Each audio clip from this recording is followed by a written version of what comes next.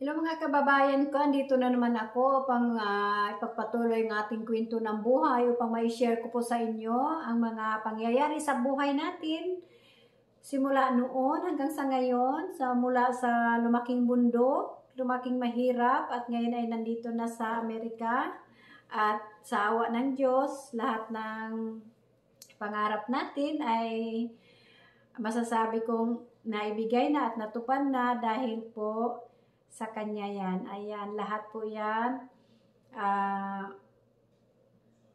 galing sa Kanya. Lahat po ay pinahiram lamang po ito sa atin upang ating magamit ito at marunong tayong gamitin kung paano man ito natin gamitin. Kung ang mahalaga ay gamitin natin ito sa kabutihan, sa ikabubuti, okay?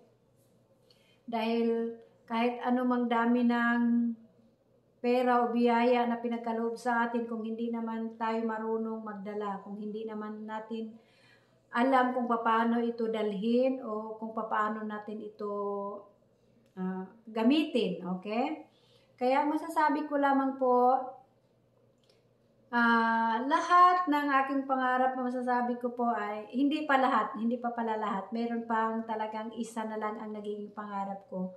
Mula nung nagiging YouTuber ako guys, natagpuan ko ang business na ito at na malaki po ang naitulong. Dahil sa pag-take action ko, malaki po ang naitulong dito sa akin. Okay? Natagpuan ko po itong business na ito nung ako ay nagiging YouTuber.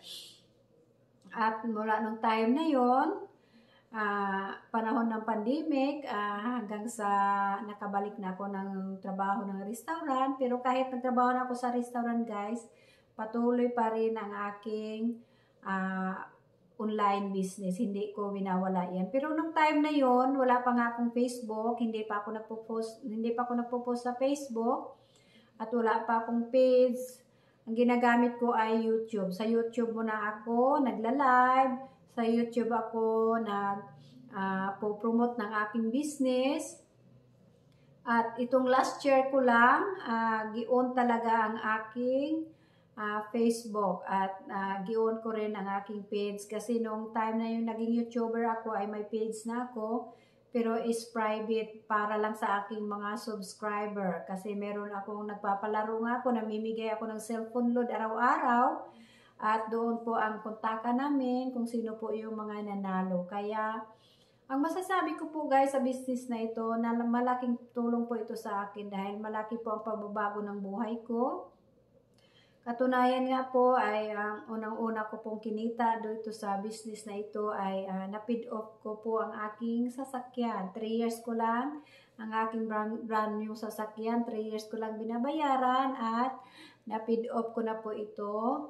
Nabayaran ko na po ang aking sasakyan nung taong 2019, na-paid off ko na po siya. Kaya laking tulong po. So, laki po ng kabawasan yun sa aking bills. Okay? Laki po ng kabawasan sa aking bills mula nung na-paid off ko ang aking sasakyan. At maraming salamat po dahil sa business, sa online business po, lahat po yan ay nagkaroon ng katuparan po. Okay? Ayan, maraming salamat po sa inyong lahat.